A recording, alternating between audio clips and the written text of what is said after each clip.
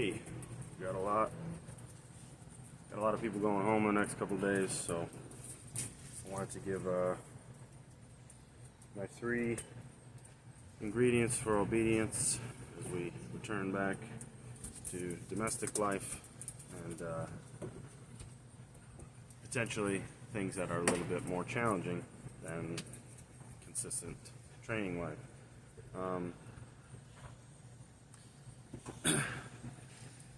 When you're working obedience sessions, I'll put it in 3s. Number 1 rule, quiet. Number 2 rule, calm. And number 3, timely. Be timely with your markings, with your reinforcements, with your rewards, with your expectations. Calm kind of helps guide that, but remember, we're asking, in this circumstance, I'm asking a whole group of things to respond to me and, sort of anticipate what I want.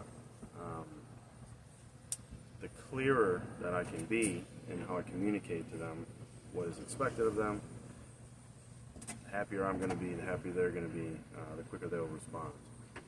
And those 3 ways are the main ways that I see people miscommunicate with their dogs or misguide them, mislead them, and end up failing a little bit. So when people are very erratic, talking a lot, repeating commands, when they're very, very excited, I see those exercises not go well, and when their timing is bad, I see those exercises not go well. So remember, those 3 things when we're running obedience sessions: quiet, calm, timely, and everything should go smoothly. And I will share my 3 keys to domestication.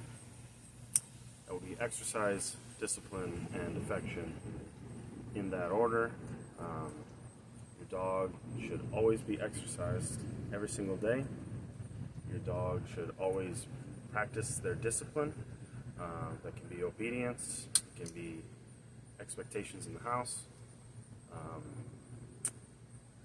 And affection should be used as a tool and not given accidentally in moments where we could potentially reinforce some bad behavior, right? So when we're working obedience, quiet, calm, timely. When we're just working on general behavior and domestication, exercise, discipline, affection. I would say for both categories, keep those in that order of importance. So I'm just going to run some basic stuff with everyone. It's hot out. They're pretty tired. But yeah, I want you to pay attention to how I use those 3 things and the effect that it has on a general pack.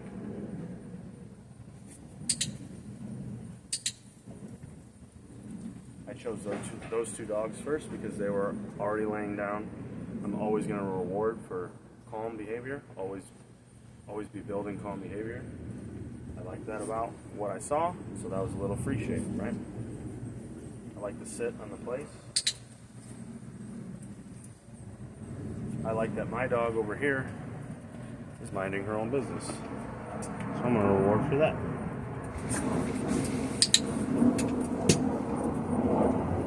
Dogs do not always need to be jumping through hoops to impress us and deserve a reward. There's plenty of things we can reward in shape that are just natural behaviors.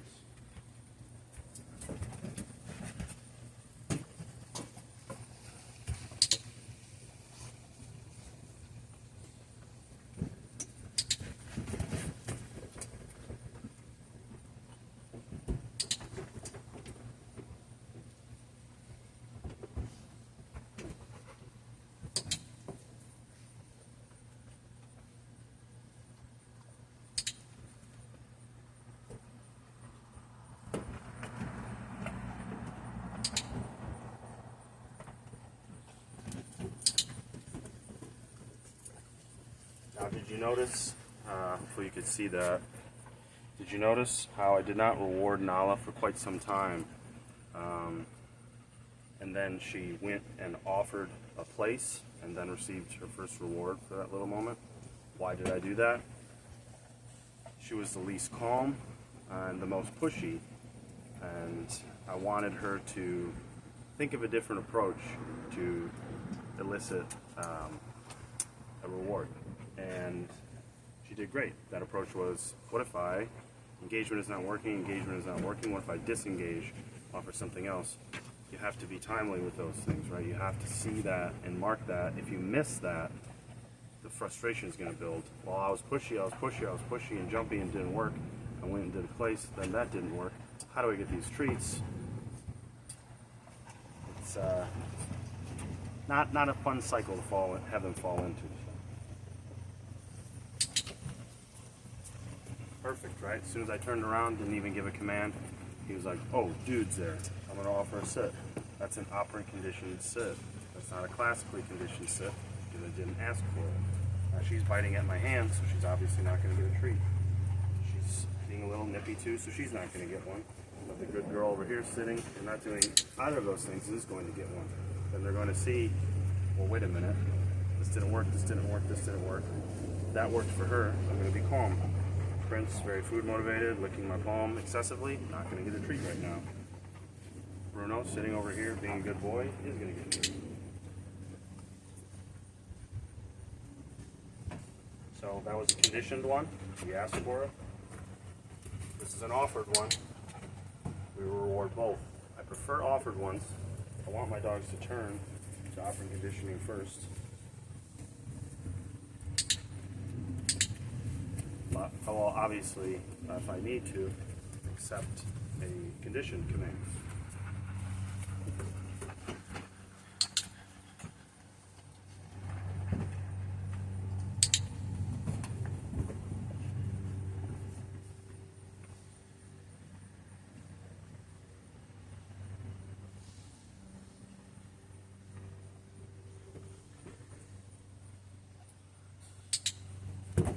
Very good. All but the little man didn't sit.